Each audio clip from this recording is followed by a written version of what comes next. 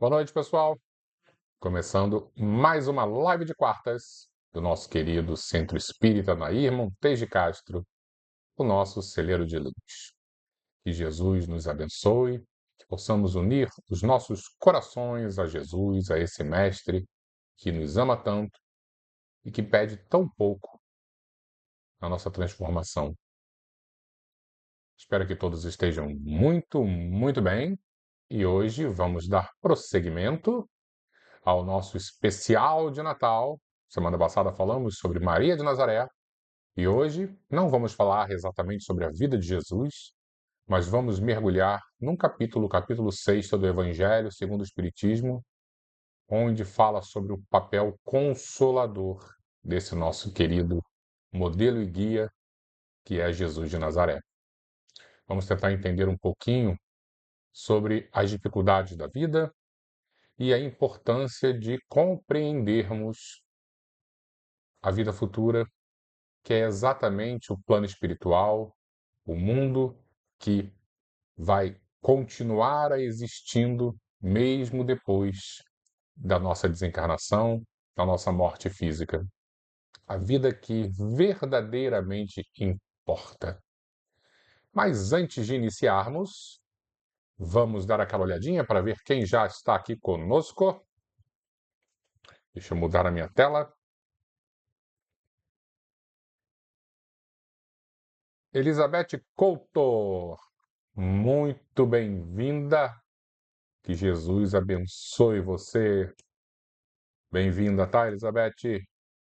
Elizabeth Marques, como estão as coisas? Que Jesus ilumine você também, toda a sua família. Amanhã, se Deus quiser, estaremos juntos. Marisa, minha querida amiga Marisa, que Jesus ilumine você, o seu caminho. Segunda-feira estaremos juntos, se Deus quiser, porque é a minha palestra lá no centro. Então estaremos juntos, se Deus quiser. Tereza, muito bom vê-la aqui, Tereza. Espero que você esteja muito bem. Que Jesus ilumine você, sua família, abençoe sua saúde, que os bons amigos da espiritualidade maior possam visitar sempre você, tá? Sérgio, ótima noite para você. Se Deus quiser, estaremos juntos também, Sérgio, amanhã, no nosso grupo de Joana. Que Jesus te ilumine, ilumine toda a sua família, principalmente Bernardo. Maria Terezinha, ótima noite. Que Jesus ilumine você também. Aquele beijo especial para o seu neto. Neia, ótima noite, Neia. Que Jesus te ilumine, ampare. Laura, muito boa noite, Laura. Amanhã também estaremos juntos, se Deus quiser. Espero que você esteja muito bem. E as pessoas vão chegando devagarinho.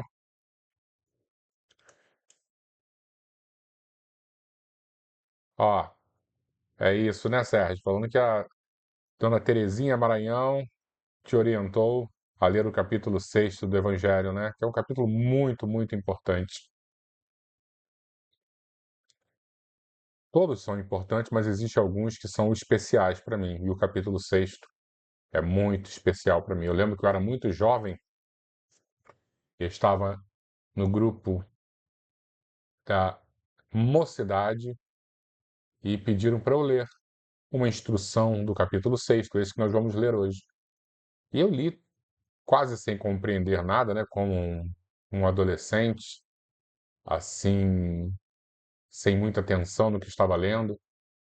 E o orientador, né, o dirigente da reunião, ele explicou o que eu estava lendo, e aí eu percebi que na instrução dos espíritos, nessa em específico, era muito forte o toque de Jesus ali. Jesus era o espírito que estava se comunicando, né, na formação desse livro que é excepcional, que dá uma visão moral, né, extremamente atual, né, riquíssima das passagens de Jesus na Terra, né? Ele interpreta de maneira assim muito atual. É muito bom a gente ler esse livro e principalmente esse capítulo. Perfeito? E semana passada eu estava numa reunião mediúnica no nosso celeiro de luz e um espírito se comunicou e pediu para que, se possível, orientássemos, né, as pessoas da nossa casa espírita, a parar um tempinho para ler esse capítulo, né, o Cristo Consolador. E aí eu pensei, já que estamos na fase pré-natal, falando sobre Jesus, Maria, a Sagrada Família, por que não utilizar então a nossa live para lermos juntos o capítulo 6 do Evangelho, o Cristo Consolador? E então, essa é a nossa proposta de hoje. Antes de ler, eu vou gastar só 5 minutinhos fazendo uma explanação inicial, porque vamos ler o capítulo todo, inteiro, né? Então, a gente não pode gastar muito tempo nesse início, para aproveitarmos bastante a leitura, lermos com calma, mas eu acho que é importante conversarmos brevemente sobre o sentido da felicidade. Cada um tem um sentido de felicidade, né? Cada filósofo compreende a felicidade de um jeito.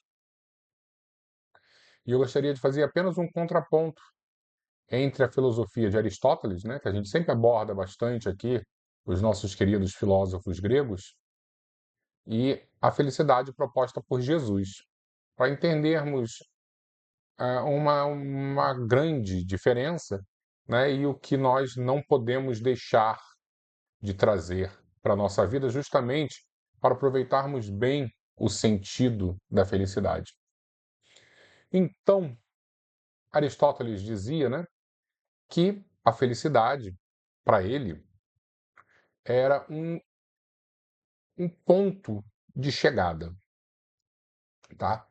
E aí eu gosto sempre de explicar isso, eu já falei com vocês algumas vezes na nossa casa espírita, e até aqui mesmo na live, né, eu já utilizei dessa explicação, eu acho que é importante a gente voltar nisso.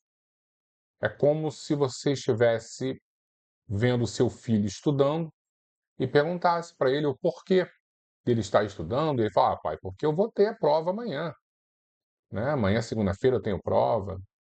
Aí, por que que você vai ter prova? Porque eu preciso passar de ano, né? E por que que você precisa passar de ano? Porque é uma comprovação de que eu aprendi. E aí, quando você começa a apertar desse o porquê, e aí vai evoluindo, cada vez perguntando mais, e por que que você está estudando? Porque eu tenho vestibular, eu tenho o Enem, é porque eu quero entrar numa boa faculdade, porque eu quero ter um bom emprego. E mas por que um bom emprego? Porque eu quero ter um bom salário. Mas por que um bom salário? Para gastar o meu dinheiro com coisas legais, tal. No final, quando você chega no seu último porquê, a resposta é: porque eu quero ser feliz, tá? Mesmo sem saber direito o que é felicidade, as pessoas querem ser felizes. E o estágio final, então, da vida de todas as pessoas, de maneira consciente ou maneira inconsciente, é buscar a felicidade, tá? Mas Aristóteles não parou nisso, porque esse é o estágio final, que é a felicidade. Mas o que realmente é a felicidade? E ele percebeu que a felicidade não podia estar em coisas materiais, porque nós, homens, seres humanos, vivemos num mundo material, mas nós somos, de uma certa forma, né, além da matéria, né, além da física. E aí, nós não podemos colocar as nossas questões felizes, vamos dizer assim, no sentido apenas da alimentação, apenas da segurança física, né? Apenas da satisfação das nossas necessidades fisiológicas, seja necessidade sexual, né? Ou de, como eu falei, alimentação. Isso tudo os animais também buscam, e nós somos além, né? Nós estamos além da matéria, porque temos algo especial. Ele não sabia explicar exatamente o que era de especial, mas sabia que nós vivemos no mundo material, mas estamos além da matéria. Então a felicidade não podia estar aí. E se a gente começar a pegar, mergulhar, por exemplo, na psicologia, né, a analisarmos a pirâmide de Maslow, a gente já trouxe aqui também a pirâmide das necessidades, a gente vai cair no primeiro degrau, da pirâmide, como as necessidades fisiológicas, depois vamos para a de segurança, aí depois vamos na de as necessidades sociais, de estima, até o momento que a gente vai afunilando, vai subindo tanto e chega na autorrealização, né. Para Aristóteles, tudo isso, de alguma maneira, pode ser, de uma certa forma, não a felicidade real. Por exemplo, uma necessidade de estima que nós temos. As pessoas avaliando, nos olhando, falando, nossa, eu acho tão legal a vida desse fulano. Então você se sente bem, né? Porque as pessoas te admiram. Mas Aristóteles dizia, mas e se essas pessoas que te admiram, elas estiverem equivocadas? Elas estiverem buscando algo errado? Então, na verdade, você não é feliz. Então, a tua felicidade não pode sair na avaliação que o outro tem de você, nem da sua própria avaliação, porque às vezes a sua própria avaliação também é equivocada. Chega um momento que Aristóteles vai alcançar a virtude maior, né, que seria o propósito da pessoa. Nós só somos felizes quando alcançamos esse nosso propósito. E aí cai um certo problema, né? Que propósito é esse? Então, exemplo. Qual o propósito do nosso olho? Enxergar de perto, enxergar de longe, né? A gente no escuro enxergar bem. Está entendendo? O olho feliz, um exemplo que estou dando, seria o que utilizasse todas as suas potencialidades da melhor maneira possível. O propósito de um soldado. O soldado só é feliz quando ele é um soldado imbatível, né? Invencível. Então, por exemplo, seria um exemplo semi-invencível, Aquiles, né, que ele tinha lá o calcanhar dele, ele seria um soldado feliz porque é aquele soldado que guerreia perfeitamente. Então, a felicidade para Aristóteles é quando a gente alcançava essa virtude plena que é o nosso propósito. O grande problema é que o nosso propósito, espera aí que a Siri aqui está falando comigo. Aqui, ela está me explicando o que que é a felicidade de Aristóteles. Engraçado isso. Então, quando a gente enxerga Aristóteles, o que que ele está falando, voltando, são essas virtudes, esses propósitos mais ou menos ainda mundanos, né? O que diferencia é que quando Jesus chega, ele divide muito bem o mundo físico com o reino de Deus. Então, tudo o que acontece para Jesus no mundo físico tem o sentido aqui na Terra, mas o nosso propósito maior é alcançar o reino de Deus. Aí sim é o nosso propósito verdadeiro. A nossa felicidade jamais estará aqui na Terra. Por quê? Porque esse mundo é um mundo transitório. O mundo verdadeiro para Jesus é o reino de Deus. E a gente só vai ser feliz nesse mundo perfeito que é o mundo de Deus. E olha que interessante essa visão. Dentro desse ponto de vista, todas as nossas tristezas, mágoas aqui na Terra vão ter um sentido quando alcançarmos esse momento da vida futura. E aí, a gente consegue compreender de maneira mais madura o Sermão da Montanha, quando Jesus apresenta as bem-aventuranças e diz: bem-aventurado é aquele que chora, é aquele que sofre. Por que isso? Porque a felicidade verdadeira não está aqui na Terra.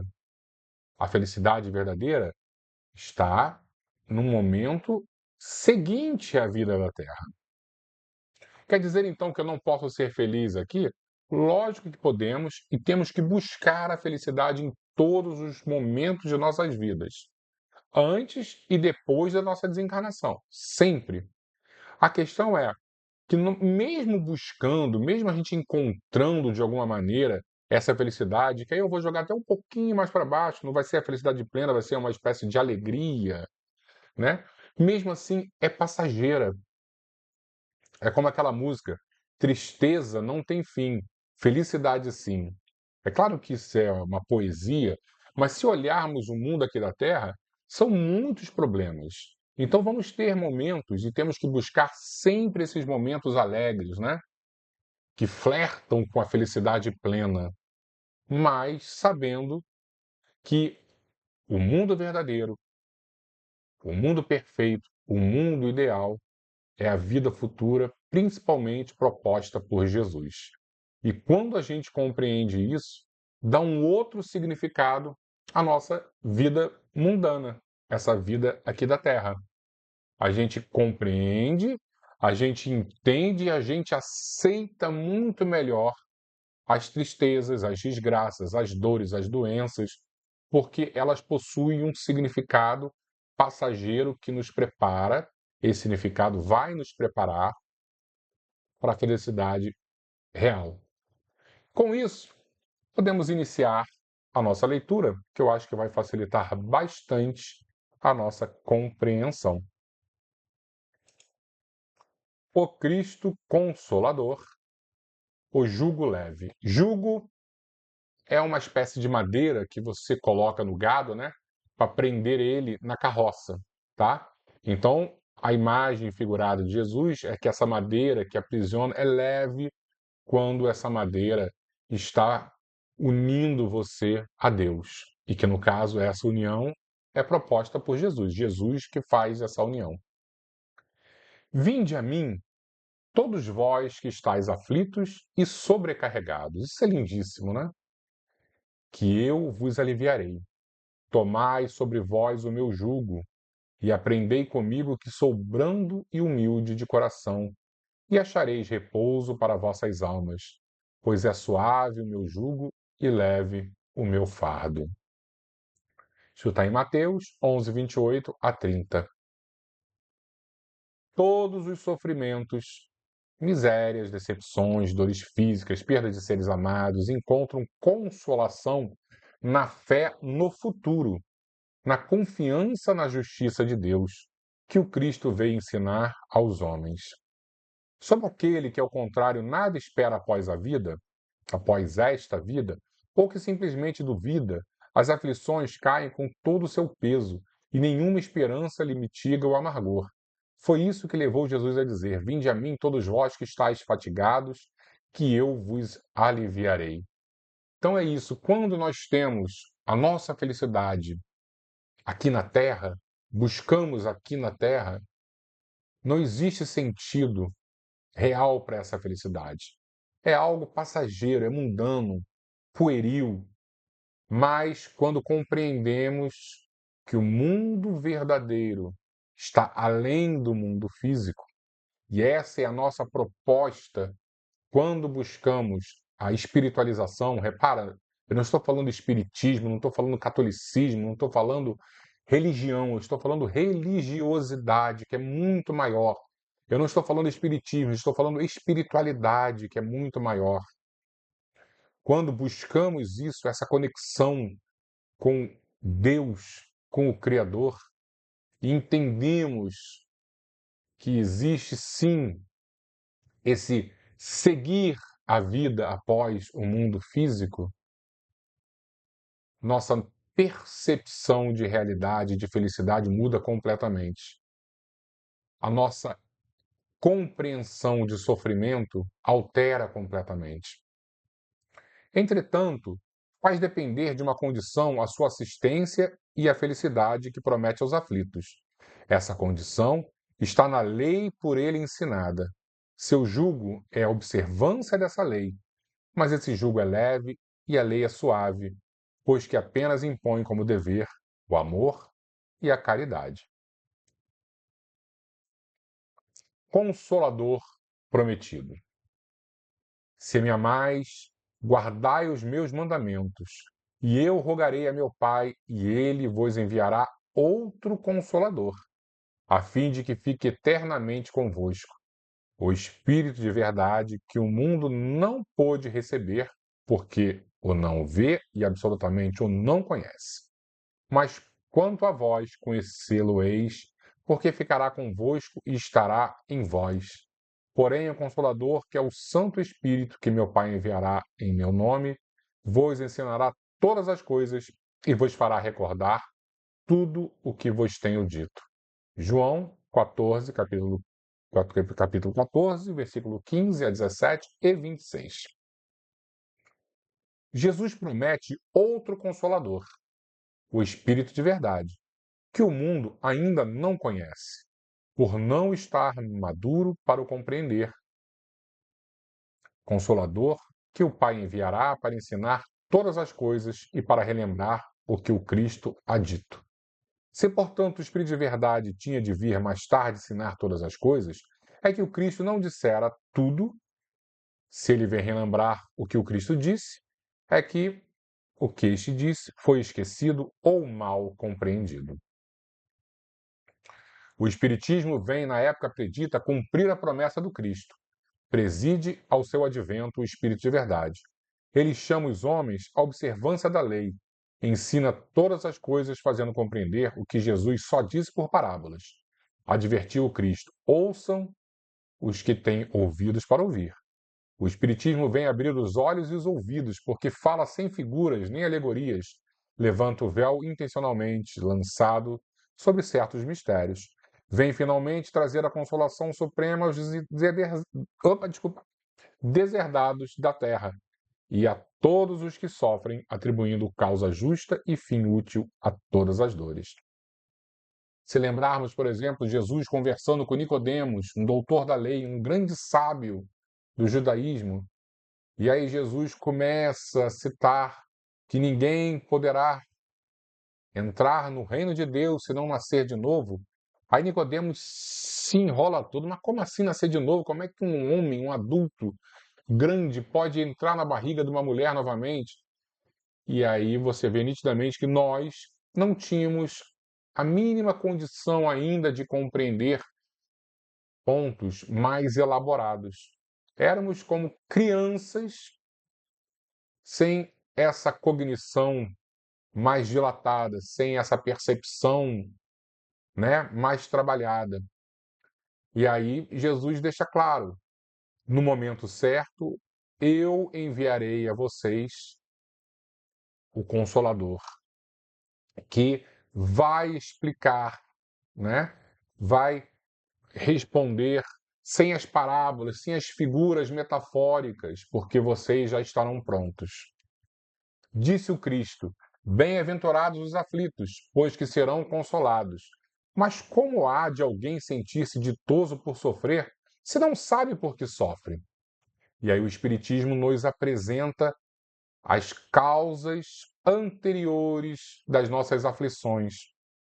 O Espiritismo mostra a causa dos sofrimentos nas existências anteriores e na destinação da Terra, onde o homem expia o seu passado. Mostra o objetivo dos sofrimentos, apontando-os como crises salutares que produzem a cura e como meio de depuração que garante a felicidade nas existências futuras. O homem compreende que mereceu sofrer e acha justo o sofrimento. Sabe que este lhe auxilia o adiantamento e o aceita sem murmurar, como o obreiro aceita o trabalho que lhe assegurará o salário. O Espiritismo lhe dá fé inabalável no futuro, e a dúvida pungente não mais se lhe apossa da alma, dando-lhe a ver do alto as coisas, a importância das vicissitudes terrenas, some-se no vasto e esplêndido horizonte que ele o faz descortinar, e a perspectiva da felicidade que o espera lhe dá a paciência, a resignação e a coragem de ir até o termo do caminho. Assim, o Espiritismo realiza o que Jesus disse do Consolador prometido: conhecimento das coisas, fazendo que o homem saiba de onde vem, para onde vai e por que está na terra. Atrai para os verdadeiros princípios da lei de Deus e consola pela fé e pela esperança. Muito bonito, né? E agora chegam as passagens que eu acho mais lindas de todo o Evangelho, e vamos ler com muita calma, porque as instruções dos Espíritos, as psicografias que nos são apresentadas neste capítulo são maravilhosas, são ímpares. Advento do Espírito de verdade. Venho como outrora aos transviados filhos de Israel. Aí a gente já vê que é Jesus que está escrevendo. Venho como antes eu vim aos transviados filhos de Israel, trazer-vos a verdade e dissipar as trevas. Escutai-me. O Espiritismo, como fez antigamente a minha palavra, tem de lembrar aos incrédulos que acima deles reina a imutável verdade, o Deus bom, o Deus grande, que faz germinem as plantas e se levantem as ondas. Revelei a doutrina divinal. Lá no passado, há 2000 anos, ele revelou a doutrina divinal. Como ceifeiro, reuni em feixes o bem esparso no seio da humanidade e disse: Vinde a mim, todos vós que sofreis.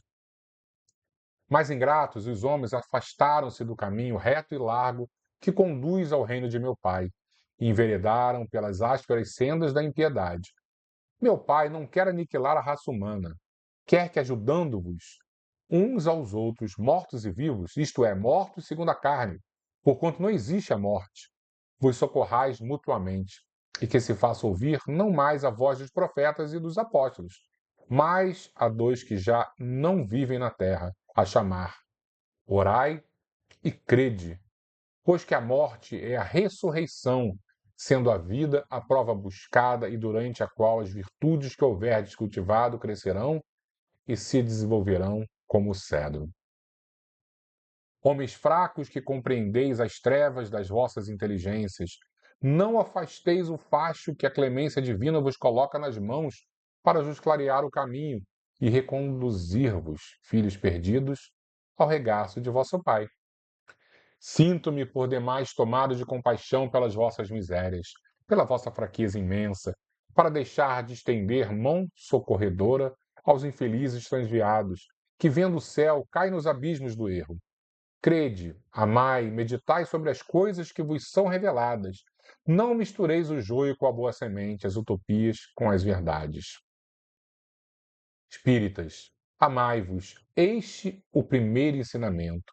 Instruí-vos, este o segundo. No cristianismo encontram-se todas as verdades. São de origem humana os erros que nele se enraizaram. Eis que do além-túmulo, que julgáveis o nada, vozes vos clamam. Irmãos, nada perece. Jesus Cristo é o vencedor do mal.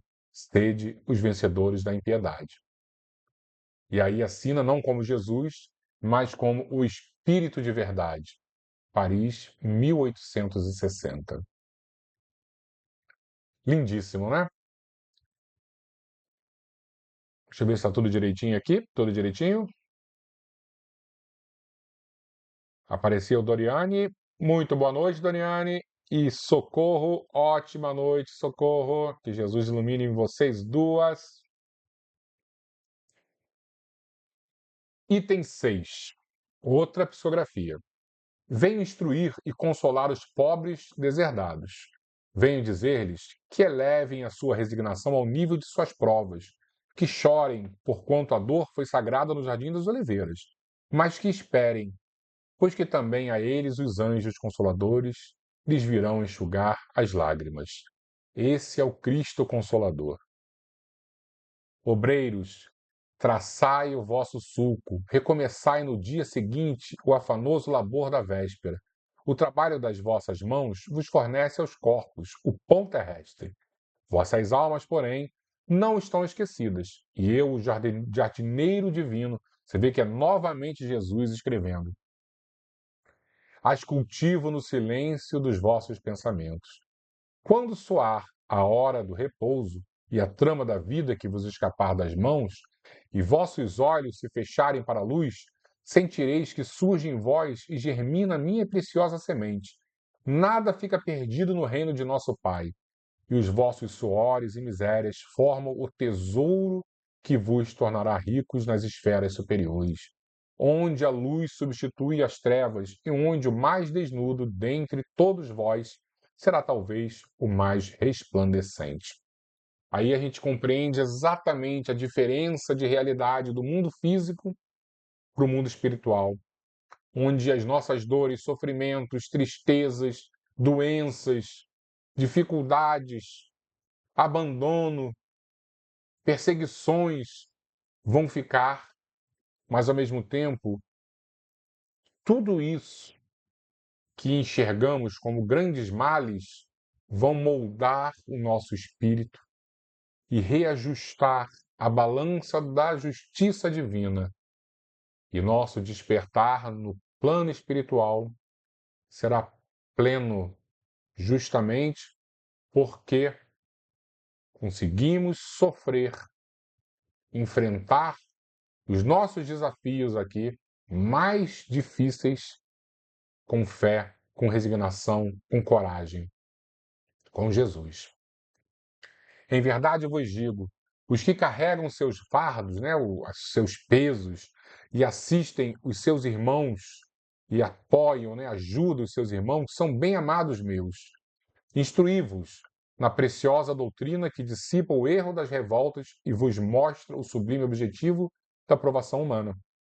Assim como o vento varre a poeira, que também o sopro dos espíritos dissipe os vossos despeitos contra os ricos do mundo, que são, não raro, muito miseráveis, porquanto se acham sujeitos a provas mais perigosas do que as vossas. Estou convosco e meu apóstolo vos instrui.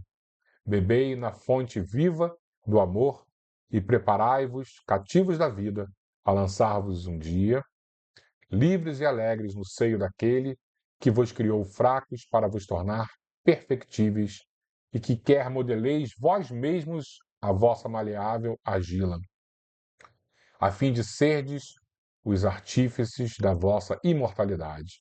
Também o Espírito de Verdade, Paris, 1861. E aí que beleza de comparação, né? Nós fomos criados no barro, na argila, justamente porque essa argila nos permite a transformação, uma remodelagem. Nosso projeto de vida é remodelar o nosso íntimo e buscar cada vez mais a perfeição. Mais uma vez vem Jesus dizendo, dessa vez o item 7, sou o grande médico das almas e venho trazer-vos o remédio que vos há de curar. Os fracos, os sofredores e os enfermos são os meus filhos prediletos. Venho salvá-los. Vinde, pois, a mim, vós que sofreis e vos achais oprimidos, e sereis aliviados e consolados. Não busqueis a luz, a força e a consolação, pois que o mundo é impotente para dá-las. Deus dirige um supremo apelo aos vossos corações por meio do Espiritismo. Escutai-o. Extirpados sejam de vossas almas doloridas a impiedade, a mentira, o erro, a incredulidade. São monstros que sugam o vosso mais puro sangue e que vos abrem chagas quase sempre mortais. Que no futuro, humildes e submissos ao Criador, pratiqueis a sua lei divina. Amai e orai. Sede dóceis aos Espíritos do Senhor. Invocai-o do fundo de vossos corações. Ele então vos enviará o seu Filho bem-amado para vos instruir e dizer essas boas palavras. Eis-me aqui, venho até vós, porque me chamastes, o Espírito de verdade. Agora em Bordeaux, 1861. Item 8. Deus consola os humildes e dá força aos aflitos que lhe a pedem. Seu poder cobre a terra e por toda parte junto de cada lágrima colocou ele um bálsamo que consola. A abnegação e o devotamento são uma prece contínua e encerram um ensinamento profundo. A sabedoria humana reside nessas duas palavras.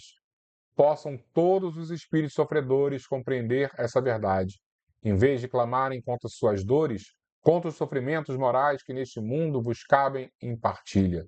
Tomai, pois, por divisa essas duas palavras, devotamento e abnegação, e sereis fortes, porque elas resumem todos os deveres que a caridade e a humildade vos impõem. O sentimento do dever cumprido vos dará repouso ao espírito e resignação. O coração bate então melhor, a alma se asserena e o corpo se forra aos desfalecimentos. Por isso que o corpo tanto menos forte se sente, quanto mais profundamente golpeado é o espírito. O espírito de verdade dessa vez em Havre, 1863. Eu gosto muito dessa frase aqui. O sentimento do dever cumprido vos dará repouso ao espírito e resignação. Por isso, passamos tanto tempo em desequilíbrio quando fazemos a nossa viagem ao plano espiritual, a nossa desencarnação, porque chegamos lá sem esse sentido de dever cumprido. Precisamos, todos nós, nos esforçar mais, entender melhor os nossos objetivos, que às vezes são tão claros em nossas vidas, mas pelo orgulho, pela vaidade, né, pela cobiça, acabamos esquecendo dessa clareza e criamos alternativas tão fantasiosas.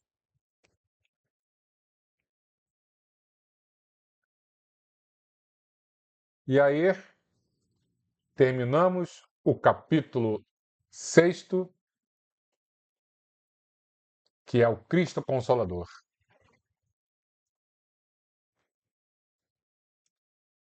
E eu lembro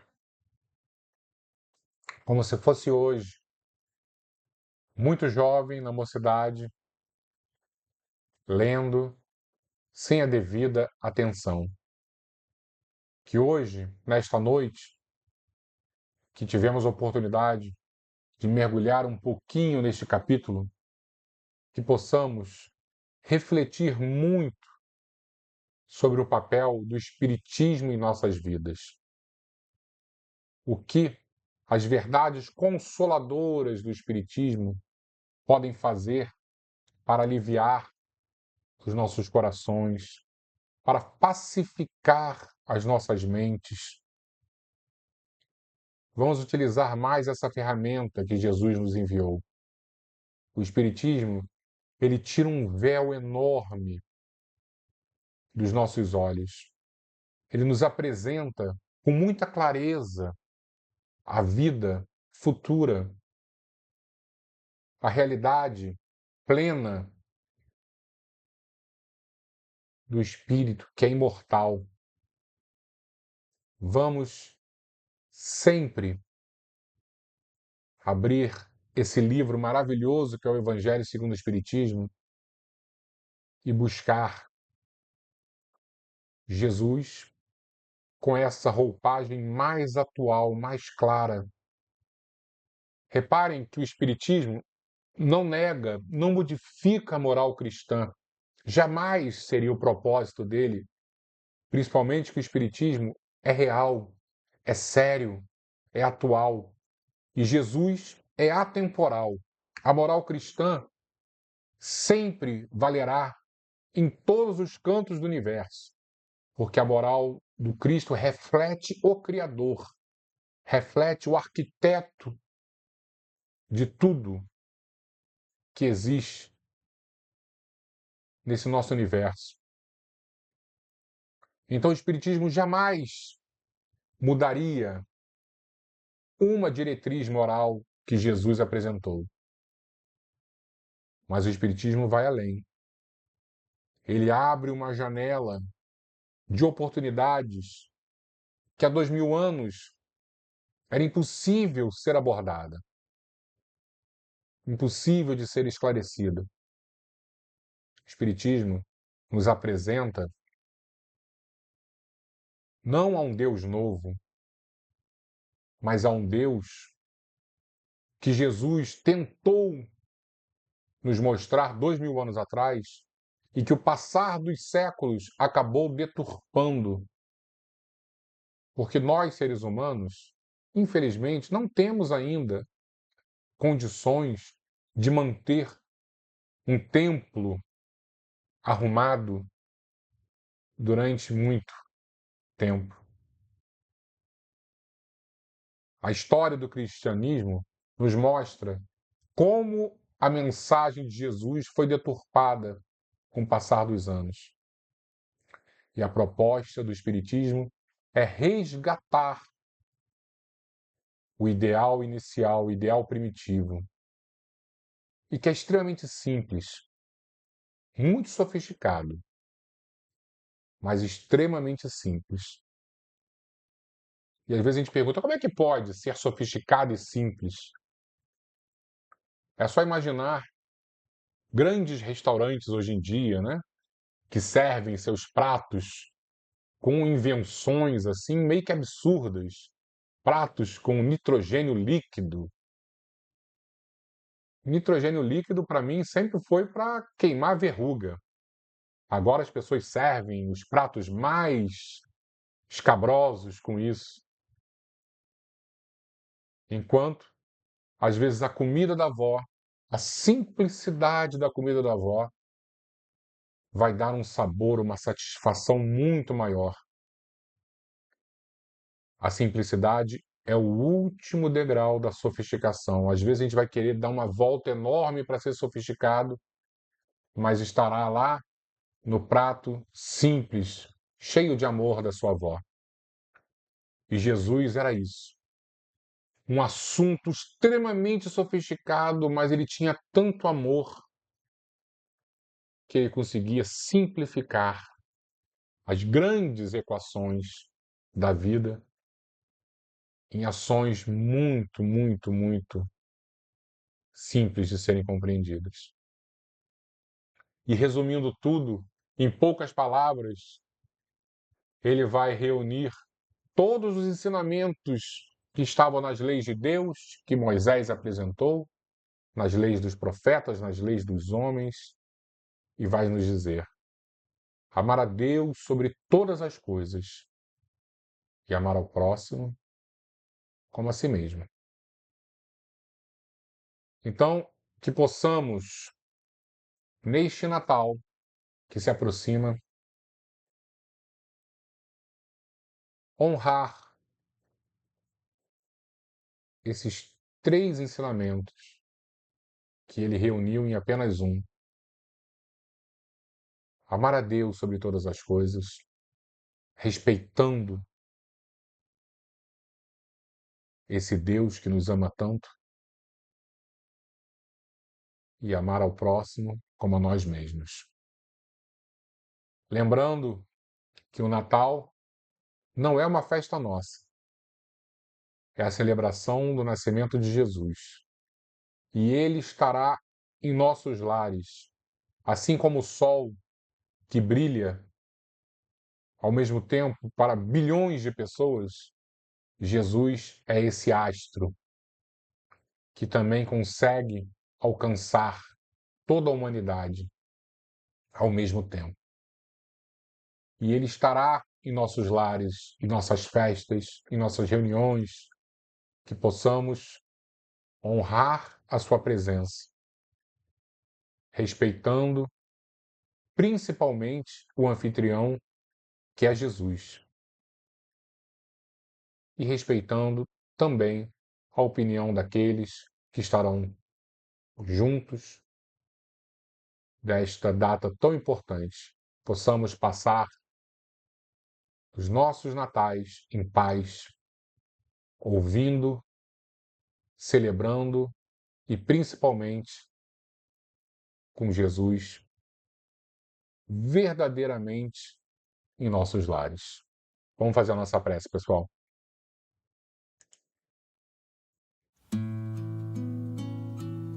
Vamos fechar os nossos olhos e vamos elevar os nossos pensamentos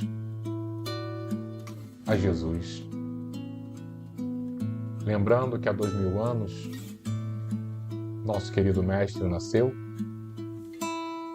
dividindo a história da humanidade em 2 partes: antes da sua vinda e depois da sua vinda. A importância dele não é apenas cronológica, o seu valor não está apenas escrito nas sagradas linhas da Bíblia, mas em nossas vidas. Todos nós temos o DNA de Deus, nosso Criador. E Jesus é o responsável por despertar dentro de cada um de nós esse código sagrado de conduta equilibrada, nobre e direcionada ao bem. Que possamos, compreendendo a importância da nossa transformação íntima, dar mais um passo na direção de Deus, que é aceitar as dificuldades sem nenhum tipo de revolta, de rebeldia. As nossas dificuldades e as dificuldades do próximo. Com certeza, nossas festas de final de ano serão desafiadoras. O mundo anda muito dividido, muito separado por mágoa, por ódios, por ideologias, por dores, por escolhas. Cabe ao verdadeiro espírito, ao verdadeiro espírita, cabe a todos nós trabalharmos para um ambiente saudável e digno, pois seremos testados de diversas formas. Cabe a todos nós um pouco da responsabilidade de manter um ambiente saudável. Que possamos, compreendendo no limite das nossas forças esse recado, celebrar com moderação, dignidade e respeito o aniversário de Jesus. Assim seja, Senhor.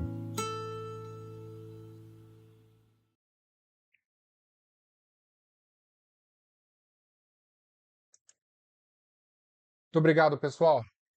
Possamos compreender muito bem o recado desta noite, que muito provavelmente não foi meu esse recado, né? Eu estava bem aqui conectado com o Espírito, que nos aconselha muito temperança, muita paz, muita tranquilidade, que todos nós teremos os nossos desafios, que possamos unir as nossas boas intenções no bem, justamente para celebrar em paz, harmonia e manter um equilíbrio, não apenas a nossa festa, mas a celebração dos amigos da espiritualidade que estarão conosco nesta noite de Natal. Obrigado a todos, um ótimo Natal a todos e que possamos celebrar em paz, com moderação e com Jesus realmente nas nossas residências. Muito obrigado, Feliz Natal e até semana que vem, pessoal, se Deus quiser. Ótima noite a todos.